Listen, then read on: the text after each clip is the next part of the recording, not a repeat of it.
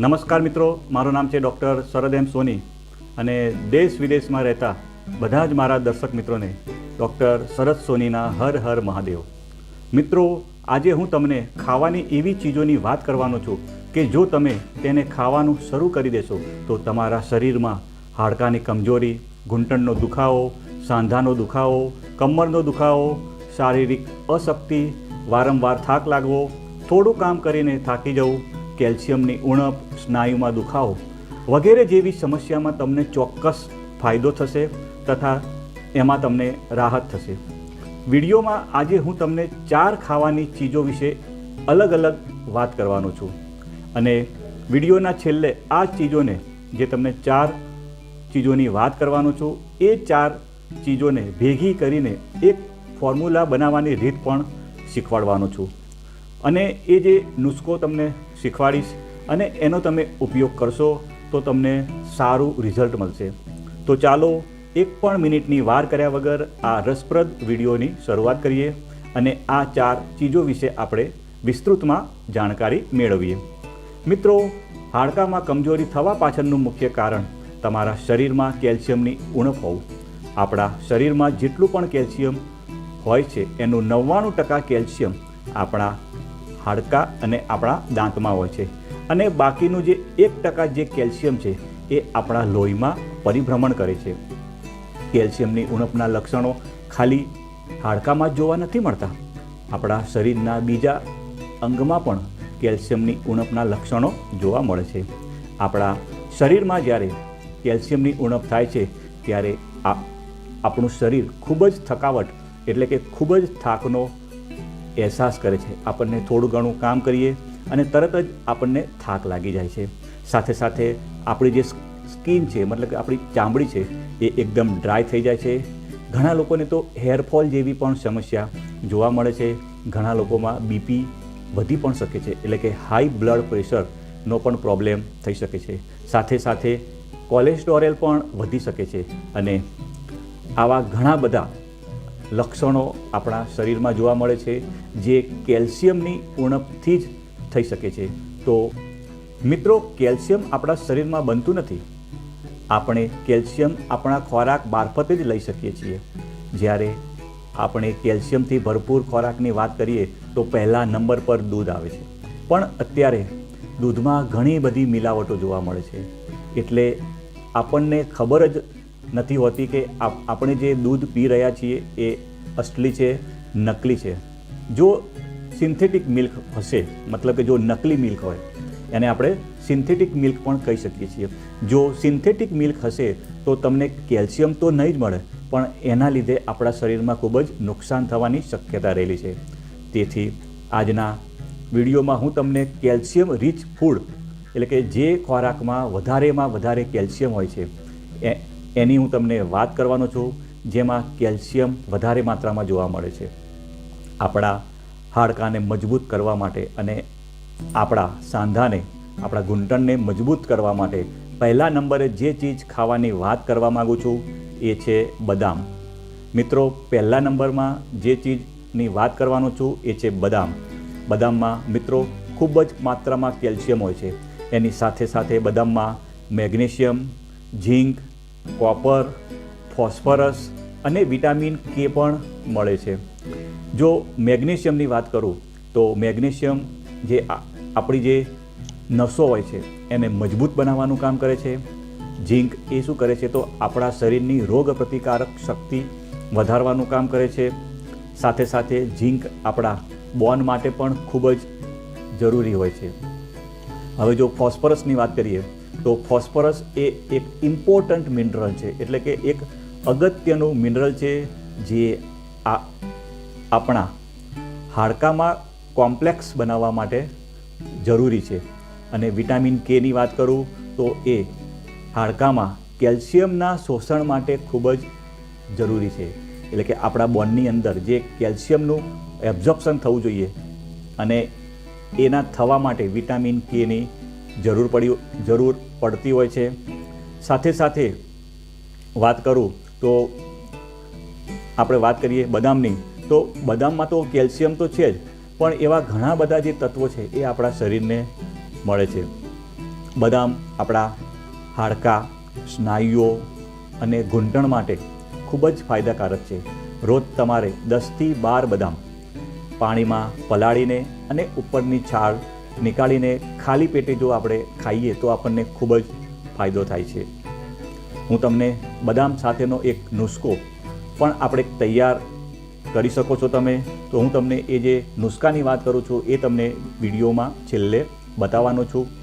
મિત્રો, બીજા નંબરમાં વાત કરીએ તો એ છે અખરોટ. અખરોટ એ ખૂબ જ હેલ્ધી વસ્તુ છે. તેમાં મેંગેનીઝ નામનું તત્વ સારી માત્રામાં હોય છે, જે તમારા હાડકામાં ઓસ્ટિયોપોરોસિસ થવાની પ્રોસેસને રોકી દે છે. અખરોટ સાંધામાં ગ્રીસ વધારવાનું કામ કરે છે. અખરોટમાં ઓમેગા-3 ફેટી એસિડ પણ જોવા મળે છે, જે સાંધામાં સૂજન એટલે કે સોજો અને જે દુખાતું હોય, જે આપણને દર્દ થતું હોય એને ઓછું કરવાનું કામ કરે છે. તમે રોજની 3થી 4 અખરોટ ભૂખ્યા પેટે ખાઈ શકો છો. મિત્રો, હવે જે ત્રીજા નંબરમાં હું જે વાત કરવાનું છું એ છે તલ.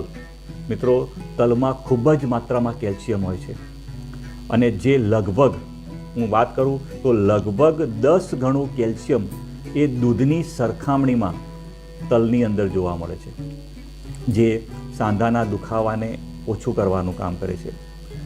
મિત્રો, તલની અંદર સિસેમમ નામનું એક તત્વ જોવા મળે છે, જે સાંધાના દુખાવાને ઓછું કરવાનું કામ કરે છે. એટલા માટે જો તમને સાંધાનો દુખાવો હોય ત્યારે તમે તલના તેલથી પણ જો માલિશ કરો ને તો પણ તમને સાંધાના દુખાવામાં સારો એવો ફાયદો થાય છે. મિત્રો, શિયાળામાં જો આપણે તલ ખાઈએ તો આપણને એ ખૂબ જ ગુણકારી છે. એટલે મિત્રો, શિયાળામાં તો આપણે તલ વધારે સેવન કરવું જોઈએ. હવે જો તમે તલની વાત કરીએ તો તમે રોજના 1થી 2 ચમચી શેકેલા તલનો તમે ઉપયોગ કરી શકો છો. મિત્રો, આપણે વાત કરીએ તો જે આપણા જે બાપ દાદાઓ હતા એ શિયાળામાં, એટલે કે જો અત્યારે ઉત્તરાયણની હાલ જ આપણે સિઝન પતી ગઈ છે તો એમાં તમને ખ્યાલ હશે તો તલના લાડુ આવતા હતા, તલની ચીકી, તલની વાત કરીએ તો એમાંથી કચોરીઓ આવે છે. તો એ આપણા જે બાપ દાદાઓ હતા એ લોકો શિયાળામાં ખાસ કરીને તલની વસ્તુઓની અલગ અલગ પ્રોડક્ટ બનાવીને, એટલે કે ચીકી છે, કચોરીઓ છે, તલના લાડુ છે, એ પ્રમાણે બનાવીને એનું સેવન કરતા હતા. એટલે કે એમને કોઈ પણ પ્રકારનો સાંધાનો કે ઘૂંટણનો દુખાવો થતો નહોતો. પણ અત્યારે આપણે એ બધું એટલું બધું હાલ ખાતા નથી. તો મિત્રો, આપણે તલનું પણ શિયાળામાં વધારે સેવન કરવું જોઈએ. મિત્રો, હવે જે ચોથા નંબરની જે વાત કરવાનો છું એ છે ચોથા નંબરની વસ્તુનું નામ છે ખસખસ. ખસખસ બધા લોકો જાણતા જ હોય છે અને એને ઇંગ્લિશમાં પોપી સીડ પણ કહેવામાં આવે છે, જે તમારી બોન હેલ્થને ખૂબ જ મજબૂત કરવાનું કામ કરે છે. ખસખસની વાત કરું તો મિત્રો, એ કુદરતી પેઇન કિલરનું કામ કરે છે. ઘણા લોકોને ખબર નહીં હોતી. ખસખસ કુદરતી પેઇન કિલરનું કામ કરે છે, જે તમારા હાડકાં, માંસપેશીઓ અને સાંધાના જે દુખાવો હોય છે એને દૂર કરવાનું કામ કરે છે. તમે જ્યારે ખસખસ ખાવાની શરૂ કરશો ત્યારે તમારા શરીરમાં કોલેજન નામના પ્રોટીન વધવાના ચાલુ થઈ જશે.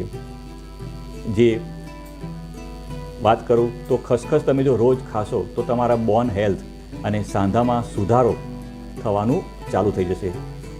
મિત્રો, તમને જે આ 4 વસ્તુની વાત કરી છે તેનું તમને બતાવ્યા પ્રમાણે તમે અલગ અલગ પણ તમે એનો ઉપયોગ કરી શકો છો. અથવા જો તમારે અલગ અલગ ઉપયોગ ના કર્યો, ના તમારે કરવો હોય તો હું તમને આજે એક નુસ્ખોની વાત કરવાનું છું, જે મેં તમને વિડીયોના શરૂઆતમાં વાત કરી હતી કે હું તમને આ 4 વસ્તુઓનો ભેગો કરી અને આપણે એક ફોર્મ્યુલા બનાવવાની છે. તો એ હવે જે એની વાત કરવાનું છે તો તમારે શું કરવાનું છે મિત્રો? તો તમારે બદામ, અખરોટ અને તલ ત્રણેયને 100 ગ્રામ લેવાના છે. મિત્રો, વાત ધ્યાનથી સાંભળજો. બદામ, અખરોટ અને તલ દરેક 100 ગ્રામ 100 ગ્રામ 100 ગ્રામ ત્રણે વસ્તુ 100 ગ્રામ લેવાની છે. 100 ગ્રામ બદામ લેવાના છે, 100 ગ્રામ અખરોટ લેવાની છે અને 100 ગ્રામ તલ લેવાના છે અને 50 ગ્રામ તમારે ખસખસ લેવાની છે. ખસખસનું મિત્રો પ્રમાણ અડધું લેવાનું છે. તમે જો 100 ગ્રામ આ ત્રણે લેશો વસ્તુ તો તમારે ખસખસ લેવાની છે 50 ગ્રામ. તમારે બધી જે 4 વસ્તુ છે એને તમારે મિક્સરમાં ક્રશ કરી દેવાની છે અને જે પાવડર તૈયાર થાય એ પાવડરને તમારે કાચની એર ટાઈટ બરણી હોય એમાં તમારે પાવડરને એમાં મૂકી દેવાનો છે એર ટાઈટ બરણીમાં. પછી તમારે એનો ઉપયોગ કેવી રીતે કરવાનો છે એ ધ્યાનથી સાંભળજો. મિત્રો, તમારે 1 ગ્લાસ જેટલું દૂધ લેવાનું છે. એની અંદર 1 ચમચી જે આપણે પાવડર બનાવ્યો એ પાવડર 1 ચમચી તમારે દૂધના ગ્લાસમાં નાખવાનું છે. અને પછી જે આ ગ્લાસનું દૂધ હતું એને તમારે ગરમ કરવાનું છે. તો કેટલું ગરમ કરવાનું છે? તો મિત્રો, તમારે ઓછામાં ઓછા એના 3 થી 4 ઉભરા લાવવાના છે. 3 થી 4 ઉભરા લાવી અને પછી તમારે રાત્રે સૂતી વખતે, જ્યારે તમે રાત્રે સૂઈ જાઓ ની તૈયારી કરતા હોય ત્યારે રાત્રે સૂતી વખતે જ આ તમારે 4 વસ્તુઓ જે આપણે ભેગો કરીને જે પાવડર બનાવ્યો હતો એવું દૂધ તમારે રાત્રે પીવાનું છે. આવું તમે જો કાયમી પીશો તો તમારે જે કમરનો દુખાવો થતો હોય, સાંધાનો દુખાવો થતો હોય, ઘૂંટણનો દુખાવો થતો હોય અને ઘણા લોકોને મસલનો હાડકાનો દુખાવો થતો હોય, ઘણા લોકોને વારંવાર થાક લાગતો હોય, થોડું કામ કરે અને થાકી જતા હોય, તો આ બધા જે મેં તમને આગળ પ્રોબ્લેમની વાત કરી હતી એ પ્રોબ્લેમમાં ઘણી બધો તમને ફાયદો થશે. તો મિત્રો, તમને મારો વિડીયો સારો લાગ્યો હોય તો લાઈક કરજો, શેર કરજો અને જો તમે મારી ચેનલ ઉપર નવા હોવ તો આ ચેનલને સબસ્ક્રાઈબ કરજો. ફરીથી આવા નવા ટોપિક સાથે આપણે મળીશું. નમસ્કાર.